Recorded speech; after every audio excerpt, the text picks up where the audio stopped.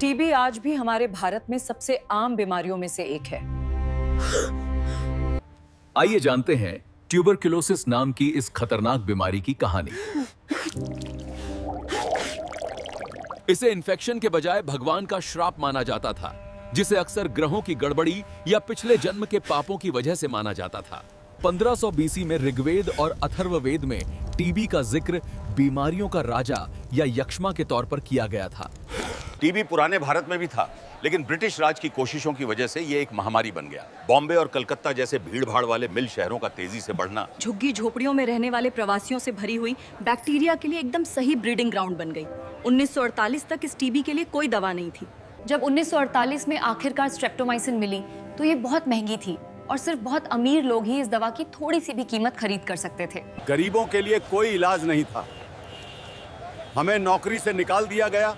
भूख से बचने के लिए हमने अपनी खून वाली खांसी छिपाई, भीड़ भाड़ वाली फैक्ट्रियों में काम करते रहे और मरने से पहले दर्जनों दूसरे लोगों को इन्फेक्ट कर दिया। भारत सरकार ने बीसीजी टीबी वैक्सीन का बहुत ज्यादा इस्तेमाल किया, लेकिन ये वैक्सीन बच्चों को तो बचाती है, लेकिन बड़ों को फेफड़ों की टीबी से नहीं बचा पाई। भारत ने नेशनल टीबी प्रोग्राम लागू किया, जिसके तहत आइसोनियाजिड और PAS नाम की दवाएं दी गईं। लेकिन दवाओं की खराब सप्लाई के कारण कई ग्रामीण क्लिनिकों में स्टॉक खत्म हो गया, जिसका मतलब है कि मरीज बीच बीच में दवाएं नहीं ले पा रहे थे। ये बार बार डोज देना फिर से बंद करना सबसे खराब स्थिति थी।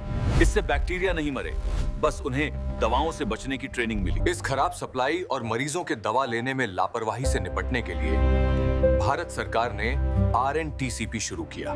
मरीजों पे घर पर दवा लेने के लिए भरोसा करने के बजाय एक हेल्थ वर्कर हर दूसरे दिन खुद मरीज को दवा देता और देखता कि वो दवा निगल रहा है। आपको ये जानकर हैरानी होगी कि आपने और मैंने जो BCG वैक्सीनेशन लिया है, उससे लंग टीबी से कोई सुरक्षा नहीं मिलती और इसका असर जवानी में खत्म हो जाता है। इसीलिए आज भी पिछली सदी से ड्रग रेजिस्टेंट टीबी के कारण लाखों टीबी के मामले सामने आ रहे हैं। आज भी लाखों टीबी के मामलों का पता नहीं चल पाता या उनका गलत इलाज हो जाता है, जिससे टीबी के कीटाणु दवाओं के खिलाफ और भी ज्यादा मजबूत हो जाते हैं।